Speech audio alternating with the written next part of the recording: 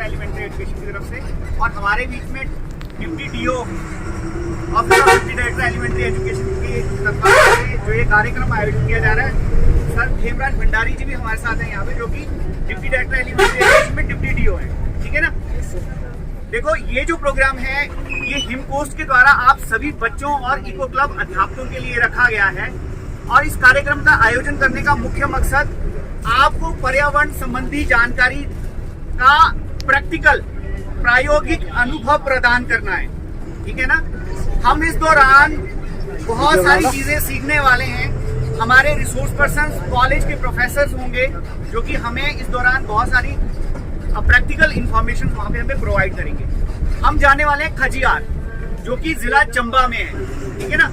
वहाँ पे वेटलैंड है। वेटलैंड के बारे में आज तक आपने पढ़ा ही होगा। आज इस बार इस टूर में आप प्रैक्टिकली उस चीज को देखोगे। वहाँ पे एक काला टॉप सेंचुरी भी है। सेंचुरीज में जाकर के हम अध्ययन करेंगे वहाँ पे। ठीक है ना।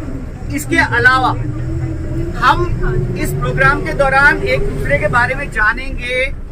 अभी कोई किसी को नहीं जानता है, पर जब हम वापसी में आएंगे तो मैं उम्मीद करता हूँ कि सब एक दूसरे को बहुत अच्छे से जानते होंगे। कल सुबह हम लगभग 7-8 बजे के करीब अपने गंतव्य पर पहुंचेंगे खजियार में। वो जो वेटलैंड है वहाँ पे मिनी स्विट्जरलैंड उस जगह को कहा जाता है।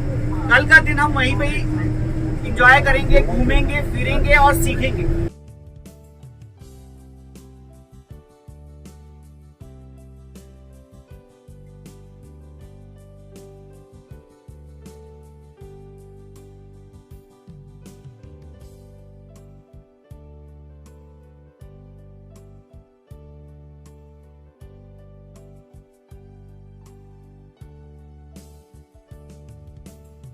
नेशनल नेचर कैंपिंग प्रोग्राम जिसका आयोजन डिप्टी डायरेक्टर एलिमेंट्री एजुकेशन के द्वारा खजियार में किया जा रहा है। इस कार्यक्रम के दौरान सभी बच्चे, एस्कॉर्ट टीचर्स और डिप्टी डीओ हमारे बीच में हैं। इस वक्त हम जोत में हैं, सभी सुबह का समय है। तो सर मैं आपसे जानना चाहूँगा कि ये किस तरह का कार्यक्रम है। ये जो आयोजन किया जा रहा है ये बच्चों का एक एक्सपोजर विजिट है, जिसमें बच्चों को हमारा जो इकोसिस्टम है उसके बारे में जानकारी दी जाएगी और बच्चों को प्रैक्टिकल तौर पर जो हमारा नेचर है उसमें किस तरह की ब्यूटी छिपी है उसके बारे में ज्ञान दिया। Thank you so much. Sir हैं खेमराज भंडारी जी, जो कि डिप्टी डीओ हैं, डिप्टी डायरेक्टर एलिमेंट्री एजुकेशन में। हमारे बीच में कुछ टीचर्स भी हैं यहाँ पे। मैम आप बताएं, आपको कैसा ये तजुर्बा लग रहा है बच्चों के बीच में? आप experience, it is very nice experience and we are very excited and these programs should be time to time to get exposure to the students, okay, as well as for the teachers. It is a nice change. Change is always for betterment. Thank you so much. यहाँ पे हमारे बीच में कुछ बच्चे भी हैं। Kanta ma'am, कैसा लग रहा है आपको? इस वक्त हम जोत में हैं। सर मुझे बहुत अच्छा लग रहा है, क्योंकि वैसे मैंने पहले भी अटेंड किया था 2022 में। हम जब गए थे तो हम कांगड़ा गए थे, उस टाइम भी सर बहुत अच्छा कैंप रहा था। आई होप इस बार भी बहुत अच्छा रहेगा और बच्चे बहुत इंजॉय करेंगे। Thank you. हमारे बीच में कुछ प्राइमरी के बच्चे भी यहाँ पे आए हुए हैं। हाँ बच्चों, आपको इस कैंप में आके कैसा लग रहा है? बहुत अच्छा, बहुत अच्छा, बहुत अच्छा लग रहा है। क्या क्या अच्छा लग रहा है? सबसे पहला तो हमने नई दुनिया देखी। आज हमने ऐसा कभी देखा ही नहीं था। गुड गुड, बहुत बढ़िया, थैंक यू सो मच। तो ये मैं cameraman deputy director elementary education से जोत।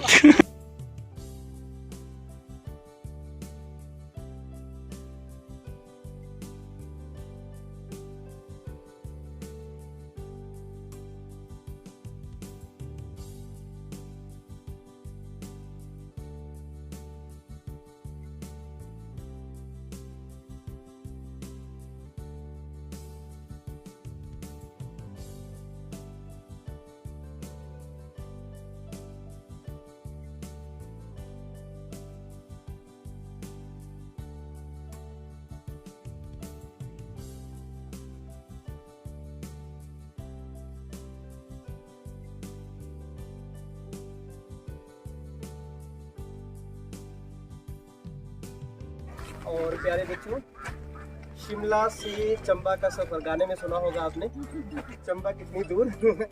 तो आई होप आप यहाँ पर आए हैं और welcome in the land of Chamba. Chamba में आपका स्वागत है। मेरा नाम डॉक्टर रूप है, मैं यहाँ पर पोस्टेड हूँ, मंडी से हूँ बेसिकली। तो यहाँ पर वाइल्ड लाइफ सेंचुरी है, उसके बारे में थोड़ा सा हल्का सा हम नेचर वॉक करेंगे। वॉक करते हुए थोड़ी सी एक्टिविटीज़ करवाएंगे हम बीच में। टीचर्स, बच्चे जितने भी हैं, स्टूडेंट्स कितने हैं यहाँ पर? 32। ओके, तो बीच बीच में एक्टिविटीज़ करवाते रहेंगे। मैं चाहूँगा कि हमारा आज का जो टूर है यही से स्टार्ट, अगर सर्कल बना लें। ओके, जैसा कि आपको पता है कि हमारे सेंसेस होते हैं और नेचर बहुत सुंदर है। अब इसको हम अप्रिशिएट करें या इसमें हम वो चीज़ें ढूंढें कि यहाँ पर चीज़ें क्या हो रही हैं, जैसे नेचर में बहुत सारी प्रॉब्लम फेस हैं, तो हमने सेंसेस का यूज़ करना है। नेचर वॉक आपका एक कैंपेन चला है, सेंसेस को यूज़ करते हुए आपने अपनी आंखों से आपने सामने देखना है, सराउंडिंग में थी सर्कल में आपको क्या दिख रहा है। ऑब्जर्वेशंस आपकी रहेंगी। सेकंड, आईज आपने अपनी क्लोज करनी है, क्लोज योर आईज।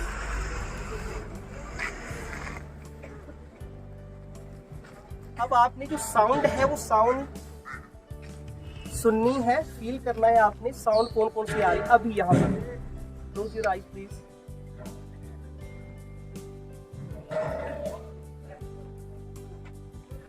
ओके, यही एक्टिविटी हम कुछ आगे जाकर रिपीट करेंगे। तो स्टार्ट करते हैं हम अपनी जर्नी आज की, हमारी जो है नेचर।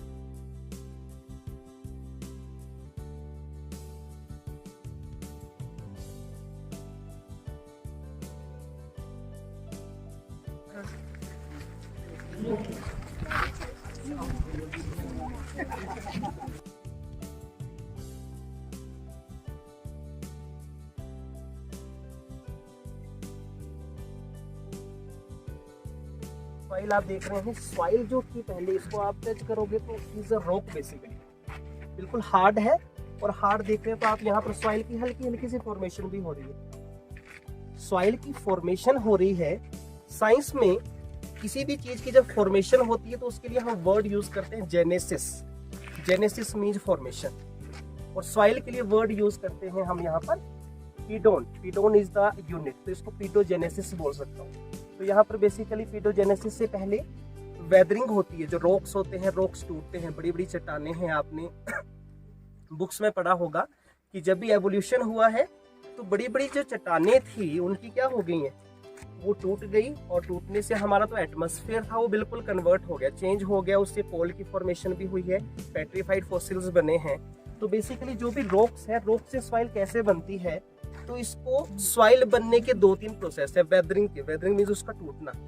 जो चट्टान टूटती है तो या तो अगर फिजिकल जो फोर्सेस हैं, जैसे टेम्परेचर में वेरिएशन हो रही है, कभी हाई टेम्परेचर है, कभी लो है, तो जो एक्सट्रीम वेरिएशन है, कभी ड्राइनेस है, कभी रेनी है, तो एक्सट्रीम वेरिएशंस की वजह से उसमें क्रैक्स पड़ जाते हैं। लिविंग ऑर्गेनिजम्स ग्रो करते हैं। लिविंग ऑर्गेनिज्म जैसे आपने पढ़ा होगा, एल्गी के बारे में आपको सुना होगा, फंजाई सुना है किसी ने एल्गी के बारे में, फंजाई के बारे में, लाइकन्स के बारे में। क्या होते हैं ये लाइकन्स? Natural indicator. लाइकन्स क्या आपको मार्केट एरिया में मिले हैं कहीं पे? पोल्यूशन एरियाज में नहीं होते। ये कहाँ मिलेंगे? जहाँ पोल्यूशन नहीं होता। तो they are the indicators plant basically. ठीक है, लाइकन्स ये जो वाइल्ड लाइफ सेंचुरी है यहाँ पर आज आपको देखने को मिलेंगे। मोस्ट में नीचे क्या होते हैं, छोटे छोटे रूट्स की तरह स्ट्रक्चर होते हैं, लेकिन पूरी रूट्स नहीं होती, रूट्स की तरह होते हैं, रूट्स लाइक, इसलिए हम उनको नाम दे देते हैं rhizoid. Rhizoid means root like. ठीक है, तो मोस्ट में ट्रू रूट्स नहीं होती हैं, इसमें क्या होते हैं राइजोइड, रूट लाइक स्ट्रक्चर। अब ये भी क्या करती हैं, ये और ज्यादा रूट्स हैं, थोड़ा नीचे डाउन जाएंगी, और ज्यादा सॉइल बनाएंगी, और ज्यादा सॉइल बन जाएंगी, तो कंडीशन इनके लिए अनफेवरेबल।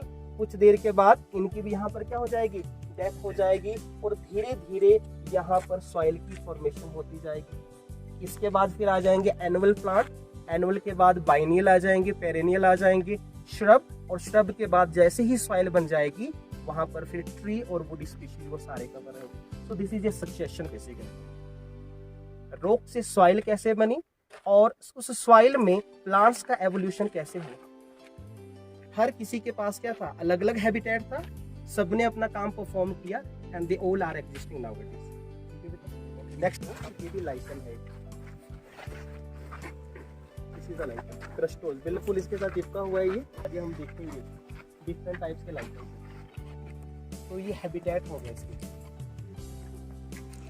वाइल्ड लाइफ सेंचुरी में है, चंबा में बेसिकली 5 वाइल्ड लाइफ सेंचुरीज हैं और ये जो वाइल्ड लाइफ सेंचुरी है इसका नाम है काला टोप।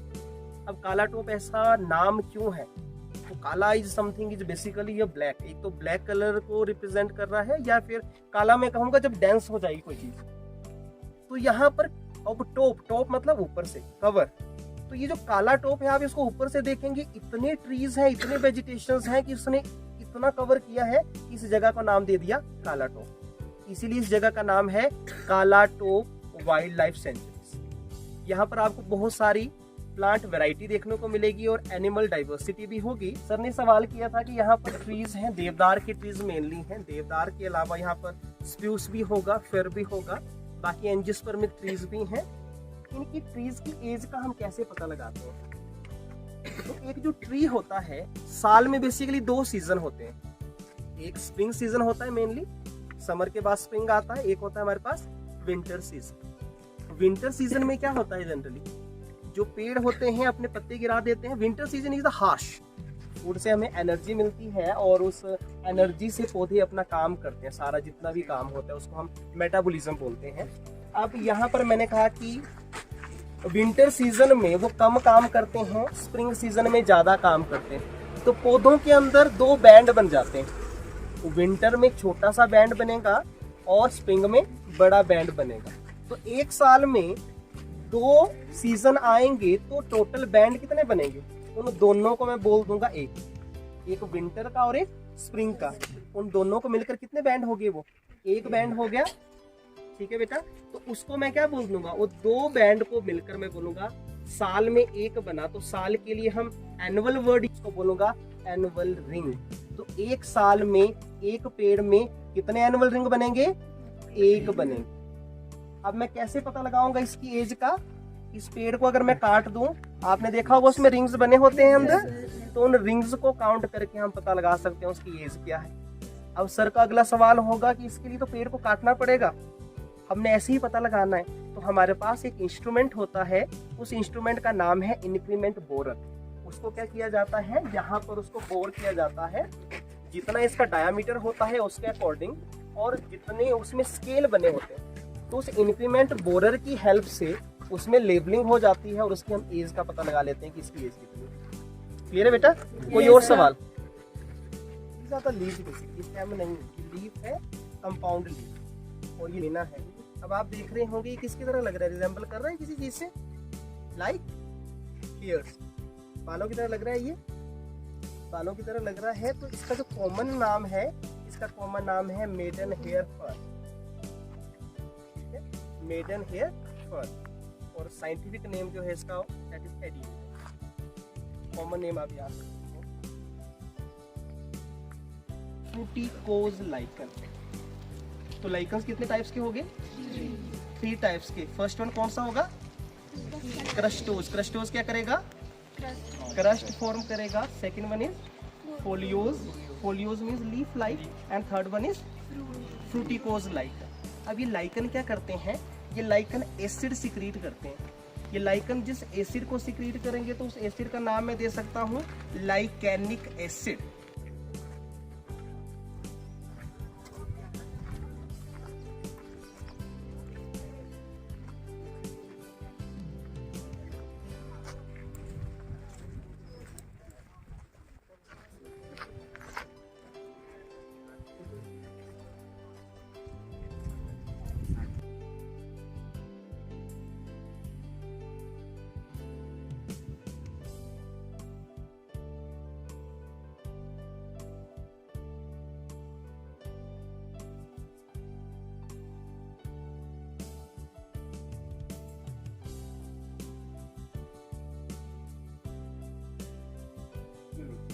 फिजियोलॉजी होता है फंक्शंस की, ये पौधे काम कैसे करते हैं, और इकोलॉजी मतलब कि सारे एक साथ कैसे रहते हैं। ये पौधा यहाँ क्यों है, ये कहीं और जगह क्यों नहीं हो सकता। कुछ पौधे आपने देखे कि हिली रीजन में है वो प्लेन में नहीं होंगे, जो प्लेन रीजन के हैं वो हिली में क्यों नहीं होंगे। एपिडर्मिस के बाद नेक्स्ट क्या हो सकती है, एक और लेयर होगी कोई, है ना, उसके बाद कोई लेयर होगी। अब उससे नीचे है तो नीचे के लिए वर्ड यूज करते हैं हम हाइपो। हाइपो हुआ कम, हाइपर हुआ। लेयर को मैं नाम दे सकता हूँ हाइपोडर्मिस। तो जब भी आप वो डायग्राम देखोगे ना तो उसमें सबसे पहले वाली लेयर का नाम होता है एपिडर्मिस, उससे नेक्स्ट लेयर का नाम होता है हाइपोडर्मिस, उसके बाद एक लेयर आती है उसको बोलते हैं कोर्टेक्स। अब आपने सुने होंगे दो वर्ड, एक होता है कोर्टेक्स, एक होता है मेडुला।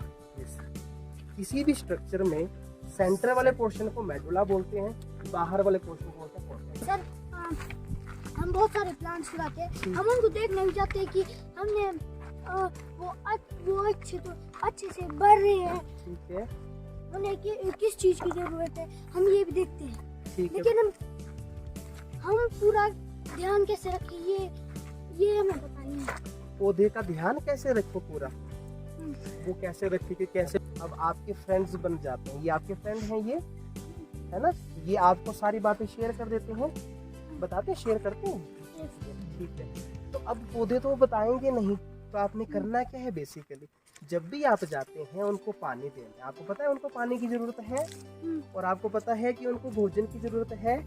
अब भोजन तो अपना खुद बनाते हैं, लेकिन भोजन बनाने के लिए उनको क्या चाहिए होता है, उनको चाहिए होती है खाद, है ना। तभी रहेंगे जब हम उनको खाद डालेंगे, ठीक है। उनको पानी हम देंगे, जितनी उनको जरूरत होगी उतना ही पानी देना है और उतनी ही उनको खाद देनी है, और फिर देखना वो कैसे बड़े होते हैं।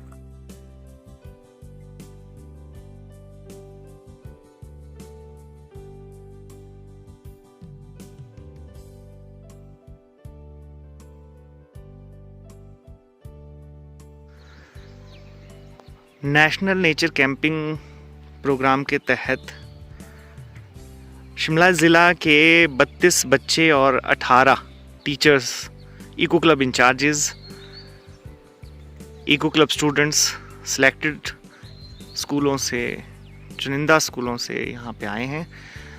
और ये 2 दिवसीय कार्यक्रम जिसमें बच्चों को वेटलैंड डे सेलिब्रेशन क्यों की जाती है, वेटलैंड्स का क्या इम्पोर्टेंस है और वेटलैंड को प्रिजर्व करना क्यों इम्पोर्टेंट है, इस विषय पर, उसके अलावा नेचर वॉक। पिछले कल भी काला टॉप, जो यहाँ से लगभग खजियार से 12 किलोमीटर दूर है, वहाँ पे 4 किलोमीटर की एक नेचर वॉक, यदि दोनों तरफ की देखी जाए तो 8 किलोमीटर की नेचर वॉक जो है कल पूरे ग्रुप की गई। और पिछले कल भी यहाँ खजियार में सेशंस लिए गए हैं। असिस्टेंट प्रोफेसर जो कि यहाँ साथ के लगते कॉलेज से आए थे, वो पूरे दिन भर हमारे साथ थे। मैं आपको बताना चाहूँगा ये पूरा का पूरा जो कार्यक्रम है वो हिमकोस्ट के द्वारा फंडेड कार्यक्रम है और इसे डिप्टी डायरेक्टर एलिमेंट्री एजुकेशन इस कार्यक्रम को आयोजित कर रही है। आज दिन भर की गतिविधियों के बारे में आपको बताना चाहूँगा। ये सुबह का समय है, अभी यहाँ पे सभी बच्चे जो हैं वो प्राकृतिक नज़ारा यहाँ पे ले रहे हैं। कुछ देर के बाद यहाँ पे बच्चों के सेशंस होंगे और बच्चों का कंपटीशन होगा। पिछले कल और आज जो भी बच्चों ने ऑब्ज़र्व किया है, जो भी बच्चों ने यहाँ पे सीखा है, उसे वो कैनवस पे उतारेंगे, पोइट्री के फॉर्म में लिखेंगे। कुछ एक कंपटीशन होगा बच्चों के बीच में और उसके बाद लंच करने के बाद जो है नेक्स्ट हमारा क्लोजिंग सेरेमनी कार्यक्रम यहाँ पे रहेगा, जिसमें बच्चों को यहाँ पे सर्टिफिकेट और पारितोषिक वितरित किए जाएंगे।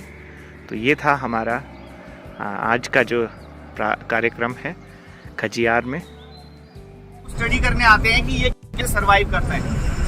अभी 2 साल पहले तक ये पूरा ना कीचड़ हुआ करता था, यहाँ पे पानी नहीं हुआ करता था।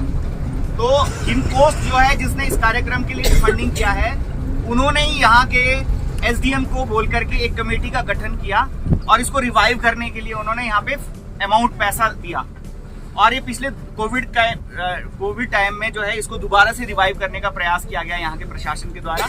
और आप देख पा रहे हैं अभी एक अच्छी सी झील आपको दिखाई दे रही है। अभी भी इसके ऊपर बहुत कुछ करना बाकी है, अभी भी मतलब काफी एरिया है जिसको इसको डेवलप किया जा सकता है ना, नेचर पॉइंट ऑफ व्यू से।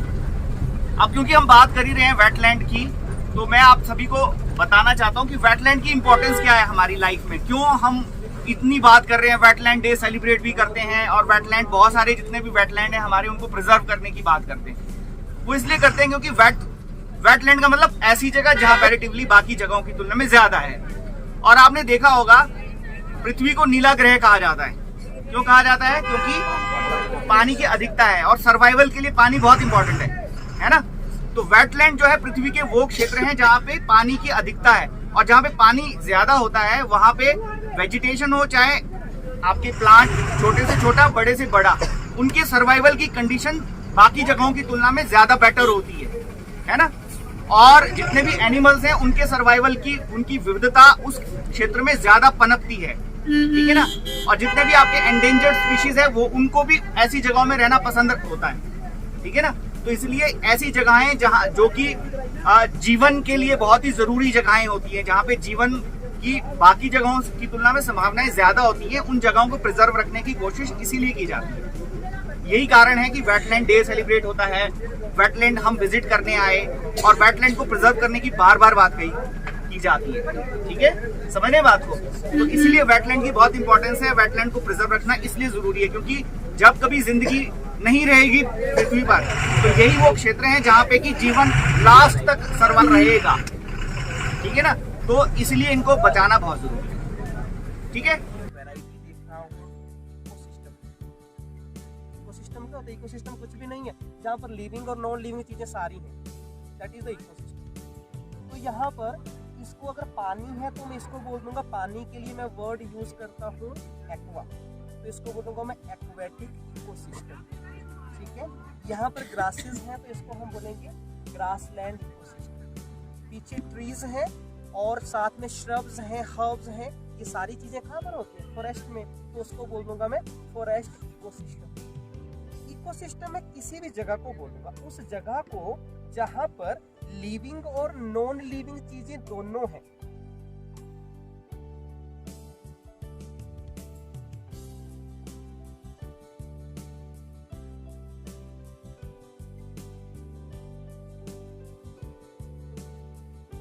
परम श्रद्धेय डॉक्टर साहब जो कि बॉटनी बच्चों के बीच में पढ़ाते हैं कॉलेज में चुवाड़ी में, हमारे बीच में विभिन्न विद्यालयों से चयनित eco club incharges and dear students, ये नेशनल नेचर कैंपिंग प्रोग्राम जिसे कि हमारा इमकोस्ट के द्वारा जो है फंडिंग किया गया ये प्रोग्राम है, और deputy director elementary education district Shimla इस आयोजन को आप सभी के साथ मिलकर के आज और कल 2 दिनों में यहाँ खजियार में आयोजित कर रहा है, क्योंकि खजियार के साथ ही लगभग 10 किलोमीटर की दूरी पर था। वहाँ पे हमने नेचर वॉक किया और डॉक्टर साहब ने हमें काफी कुछ वहाँ पे बताया, वेदरिंग क्या होता है, मिट्टी कैसे बनती है, उसके बाद कैसे वेजिटेशन अल्टीमेट लेवल तक पहुँचती है, वो जिसे हम एंजियोस्पर्म कहते हैं, उस वहाँ तक का जो बाइफर्केशन पूरा उन्होंने बताया, आपको प्रैक्टिकली वहाँ पे चीज़ों को बताया। उसके बाद हम अभी यहाँ खजियार में आए हैं और यहाँ पे वेटलैंड की क्या इंपॉर्टेंस हमारे लिए होती है उस चीज़ के ऊपर एक बहुत डीप इम्पैक्ट जिसे कहते हैं ना, समझ को बढ़ाना। अदरवाइज हम क्लासरूम में क्या करते हैं, चीज़ों को पढ़ते हैं, रटते हैं और हमें समझ ही नहीं आता है कि हम कर क्यों रहे हैं ये सारी, है ना। तो हमें कितने गहनता से हर एक पहलू को लेकर के सर ने और उसे जिंदगी के साथ जोड़ते हुए, जो कि असल में इस कार्यक्रम का ऑब्जेक्टिव था, उसे अभी बीइंग ऑर्गेनाइजर, क्योंकि जब भी हम किसी कार्यक्रम को ऑर्गेनाइज करते हैं उसके कुछ ना कुछ ऑब्जेक्टिव्स होते हैं। जब भी प्रोग्राम बनता है, ये जो प्रोग्राम है इसकी फंडिंग जो है वो दिल्ली से हुई है, ठीक है ना। और वहां से हमारे राज्य सरकार में साइंस एंड टेक्नोलॉजी डिपार्टमेंट ने कहा कि हम अपने राज्य के कुछ स्कूल जो कि इको क्लब में अच्छा कार्य कर रहे हैं उनको प्रेरित करने के लिए, उनको और अच्छा एक माहौल देने के लिए, उन्हें पर्यावरण संबंधी और अधिक जानकारी देने के लिए एक इस तरह का कार्यक्रम आयोजन करवाएंगे डिप्टी डायरेक्टर एलिमेंट्री के माध्यम से। और मैं आप सभी को बताना चाहूंगा कि आप हमारे राज्य भर के उन चुनिंदा स्कूलों में से हैं जो कि इस तरह के कार्यक्रमों का हिस्सा है। और इसका कारण ये भी है कि हम इस तरह के कार्यक्रम पहले कर चुके हैं और एक सक्सेसफुल कार्यक्रम रहा है जिसका इम्पैक्ट इनकोस ने देखा है फील्ड लेवल पर। और इस करके इनकोस ने कोशिश किया कि अब इस तरह के कार्यक्रमों को और ज्यादा बढ़ावा दिया जाए और राज्य भर के केवल 3 जिला को ही चुना गया है इस तरह के कार्यक्रमों के लिए। और हम लकी हैं कि हमारे जिला को 2 इस तरह के कार्यक्रम दिए गए हैं कि पहला कार्यक्रम हम यहाँ पे कर रहे हैं खजियार में या कालाटॉप में, और दूसरा जो कार्यक्रम है वो हम मनाली में करें। हमारे बीच में ऐसे विद्यालय हैं जिन्होंने हमारे जिला को विप्रो अध्ययन कार्यक्रम में नेशनल लेवल तक गौरवान्वित किया है। गवर्नमेंट सीनियर सेकेंडरी स्कूल, कौन सा स्कूल है वो मैम? नाहौल मैम है ना यहाँ पे। गवर्नमेंट सीनियर सेकेंडरी स्कूल नाहौल के जो इको क्लब इंचार्ज हैं, उन्होंने विप्रो अध्ययन कार्यक्रम में अच्छा कार्य करते हुए हमारे जिला को भारतवर्ष के उन 100 स्कूलों में चयनित करवाया है। तो ये एक अच्छी बात है। इसके अलावा यदि हम ग्रीन स्कूल प्रोग्राम की बात करते हैं तो government senior secondary school Bhaunt, ma'am है यहाँ पे, हाँ, तो मैम हमारे बीच में है। सभी मैम के लिए क्लैप्स करेंगे। इंडिया भर के कुछ चयनित स्कूलों में से और हिमाचल में कुछ चयनित स्कूलों में से एक स्कूल था गवर्नमेंट सीनियर सेकेंडरी स्कूल भौंट, जो कि दिल्ली में एक कार्यक्रम हुआ था, वहां पे इन्हें पुरस्कृत किया गया इसलिए क्योंकि ये पर्यावरण के क्षेत्र में एक बेहतरीन कार्य कर रहे हैं। और ऐसे महान हमारे जो टीचर्स, कॉलेज के प्रोफेसर्स हैं, ऐसे व्यक्तित्वों के साथ मिलकर के अपने जिला के बच्चों को आगे बढ़ाने का अवसर प्राप्त होता है। और मैं बड़ा फॉर्चुनेट समझता हूँ सर अपने आप को कि आपका जो सानिध्य सर हमें मिला है आज पूरे दिन भर। हमारा जो ये कार्यक्रम जिसे हमने आज से कुछ दिनों पहले प्लान आउट किया था, जो हमारे ऑब्जेक्टिव्स थे सर, आज मैं उन्हें पूरा होते हुए देखता हूँ। आपने जो ऑब्जेक्टिव्स हमने सोचे थे उन्हें बिल्कुल उसी तरह से, बल्कि मैं समझता हूँ उससे कहीं ज्यादा हमें उन सभी चीजों को सेंसिटाइज किया है, हमें सोचने पर विवश किया है सर आपने। और मैं समझता हूँ कि इस तरह के कार्यक्रम का यही मकसद होता है। और यदि हम एक चिंगारी जो सर ने हमारे दिमाग में जगा दी है, यदि हम उस चिंगारी को साथ में लेकर के चलेंगे, मैं मानता हूँ कि आने वाले समय में हम एक पर्यावरण हितैषी एम्बेसडर के रूप में आगे निकलेंगे और जो भी चीजें हमने यहाँ सीखी है वो हम अपने विद्यालय स्तर पर रेप्लिकेट करेंगे। ज्यादा से ज्यादा बच्चों को इस तरह के कार्यक्रमों का लाभ दे पाएंगे, इस तरह के कार्यक्रमों को सफल बनाने में अपना योगदान देंगे। और सफल तभी कार्यक्रम बनता है जो जिन उद्देश्यों को लेकर के कार्यक्रम होता है, यदि हम उन उद्देश्यों के साथ चलें, उससे कुछ लर्निंग लेकर के चलें, तो निसंदेह उसका फायदा विभाग को भी मिलता है, बच्चों को भी मिलता है और पूरे समाज को मिलता है। इन्हीं शब्दों के साथ मैं मंच के माध्यम से पुनः सर का विशेष तौर पे धन्यवाद करना चाहता हूँ। और सर मैं आपको मंच पर बुलाना चाहता हूँ कि एक छोटी सी भेंट हम सर को, हम पूरे ग्रुप की तरफ से एक छोटी सी भेंट हम सर को, क्योंकि सर ने